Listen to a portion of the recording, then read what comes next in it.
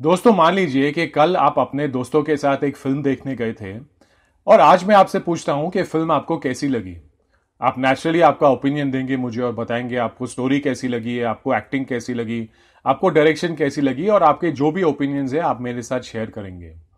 लेकिन मान लीजिए मैं सेम सवाल ये आपसे करता हूं एक हफ्ते के बाद, क्या आपका ओपिनियन बिल्कुल वैसा का वैसा ही रहेगा? हो सकता है कि एक हफ्ते बाद आप थोड़ा सा आपका ओपिनियन चेंज कर लेंगे। अब मान लीजिए कि ये सेम सवाल मैं आपसे करूं एक महीने या एक साल के बाद, चांसेस काफी ज्यादा है कि आपकी ओपिनियन काफी हद तक चेंज हो चुकी होगी। क्योंकि एक साल में आपकी एक्सपीरियंसेस चेंज हो चुकी है, आपकी नॉलेज चेंज हो चुकी है, आपकी अवेयरनेस लेवल चेंज हो चुकी है और हो सकता है उसी वजह से आपकी थिंकिंग भी चेंज हो चुकी है, जिसकी वजह से आपकी ओपिनियन सेम नहीं रहेगी। लेकिन आप वही सेम इंसान थे जिसने वही फिल्म देखा, उसी डेट को देखा। तो इसका पॉइंट क्या है, ये मैं आपको क्यों समझा रहा हूं। एक और एग्जाम्पल ले लेते हैं जिसके बाद मैं आपको पॉइंट समझाऊंगा कि इस सब का सिग्निफिकेंस क्या है। मान लीजिए आपकी जॉब या आपके काम के बारे में मैं आपसे एक सवाल पूछूं कि आपको आपका जॉब कैसा लगता है और आप मुझे एक आंसर देंगे। यही सवाल मैं अगर मंडे मॉर्निंग आपसे पूछूं आपसे, आपका ओपिनियन काफी अलग हो सकता है। और यही सवाल अगर मैं आपसे सैटरडे नाइट को पूछूं तो फिर आपका ओपिनियन काफी अलग हो सकता है। तो इस सब की वजह क्या है? मॉरेन सर्फ नाम के एक जीनियस आदमी है जो न्यूरो साइंस में एक पीएचडी है, एमआईटी में एक लेक्चरर है और लोगों को स्क्रीन राइटिंग भी सिखाते हैं अमेरिकन फिल्म इंस्टीट्यूट में। उनका यह कहना है कि जब एक इंसान अपने ओपिनियंस बदलता है, अपनी सोच बदलता है, तो वो ऐसा क्यों सोचता है कि मैं एक ही इंसान हूं, एक ही रिजिड इंसान हूं जो ठीक से बदल नहीं सकता। जब आपके सामने ये एग्जाम्पल है, आपकी खुद की ओपिनियन चेंज हो रही है, आपकी खुद की थिंकिंग चेंज हो रही है और आप ये बात डेफिनेटली मानेंगे कि हर बार आपकी ओपिनियन सेम नहीं होगी एक चीज पर।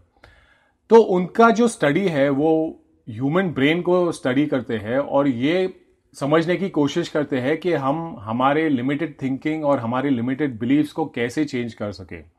तो ये एक छोटा सा एग्जाम्पल है जो अगर आप थोड़ा सा ये अवेयरनेस रखेंगे कि जब मेरी खुद की ओपिनियन चेंज होती है, ऐसा क्यों है कि मेरे बिलीव्स चेंज करना, मेरे थिंकिंग चेंज करना, जिन चीज़ों में ज़्यादा ज़रूरी है कि मेरी कैपेबिलिटी क्या है, मेरी नॉलेज क्या है, मेरी सिग्निफिकेंस क्या है, इसमें भी मैं चेंज हो सकता हूं। जब आप वही इंसान है और हर टाइम पे आप थोड़े से अलग इंसान हो जाते हैं तो आप नेचुरली ज्यादा वही इंसान रहेंगे जो हैबिचुअली एक ही ओपिनियन रखते हैं, एक ही हैबिट्स रखते हैं।